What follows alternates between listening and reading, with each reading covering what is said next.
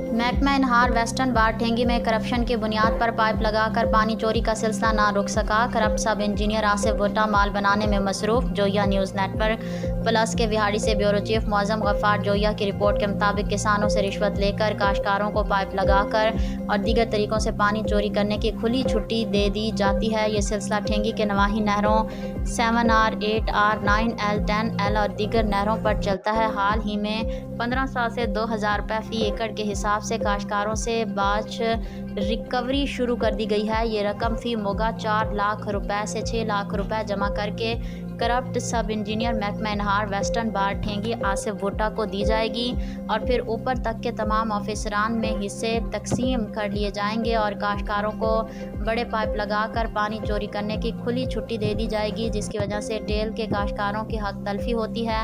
سب engineer western ٹھینگی Asif بھٹا سے ان کا موقف جاننے کے لیے رابطہ کرنے پر ان کا کہنا تھا کہ کاشتکاروں کے پانی کی ڈیمانڈ منظور شدہ پانی سے زیادہ ہے۔ کاشتکار زبردستی کرتے ہیں، بدمعاشی کرتے ہیں اور یہ بھی کہا کہ میرے آفیسران مجھ سے خوش ہیں، میرا کوئی کچھ نہیں بگاڑ سکتا۔